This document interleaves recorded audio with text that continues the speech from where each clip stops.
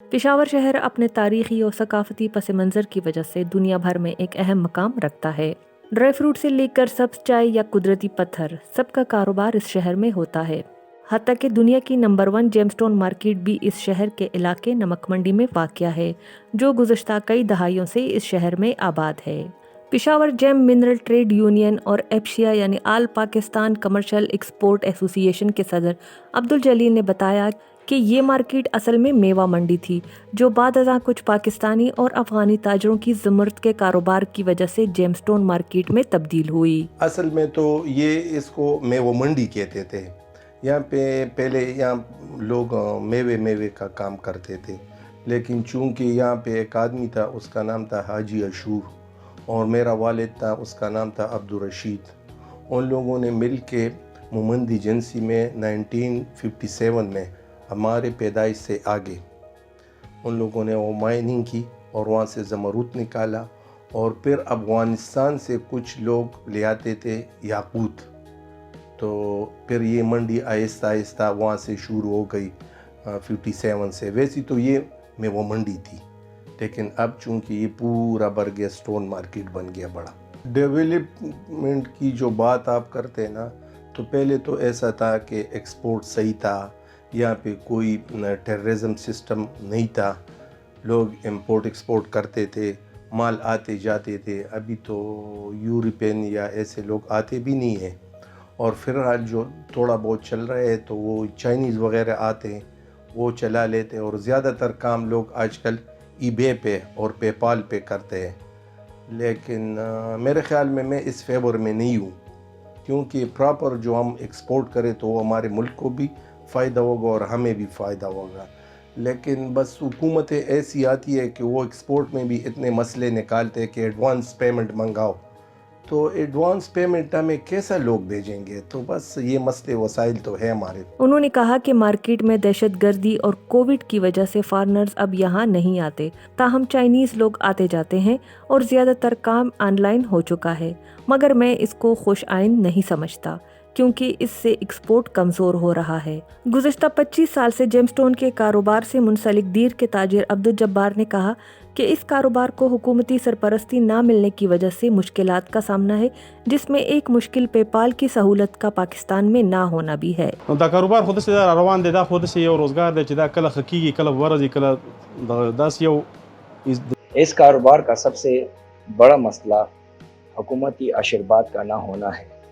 ہم چاہتے ہیں کہ اس کاروبار کے لیے کھلی جگہ پر مارکیٹ بنائی جائے، جیمز کی نمائش کا انعقاد کیا جائے، سیکیورٹی فراہم کی جائے تاکہ گاہک اور تاجر دونوں محفوظ ہوں۔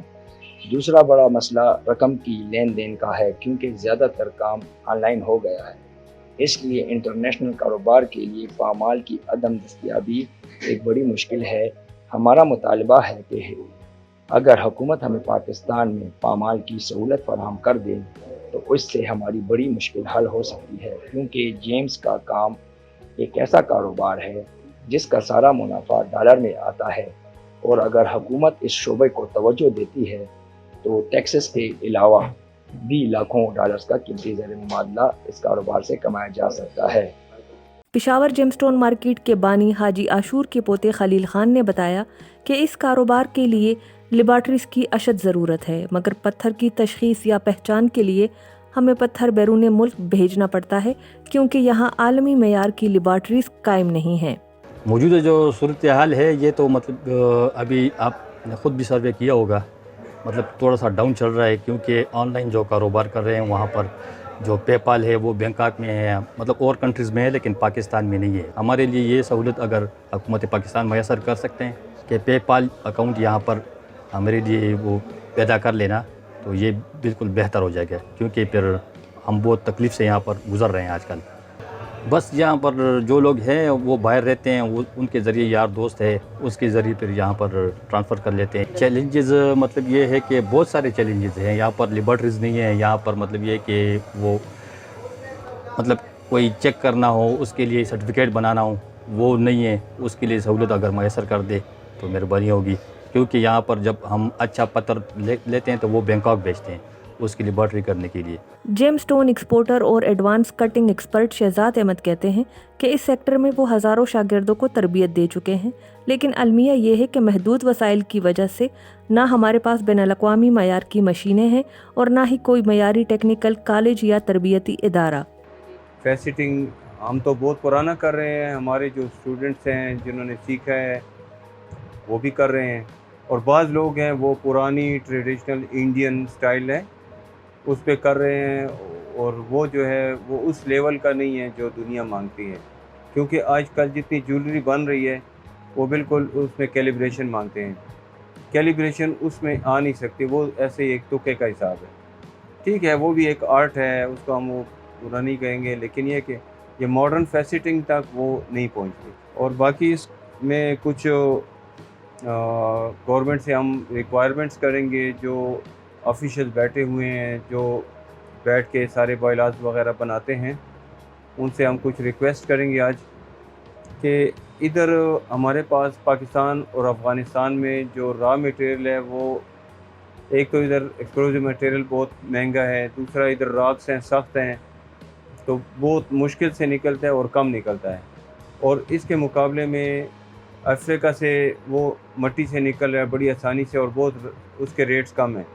सारी दुनिया उनको इंपोर्ट करके दोबारा उसको फैसिटिंग उसकी करके और दुनिया को सप्लाई कर रहे हैं। तो ये इंपोर्ट पे जो पाबंदी शहबाज शरीफ साहब ने वो की है, इसको थोड़ा सा इस पर नज़रसानी करें।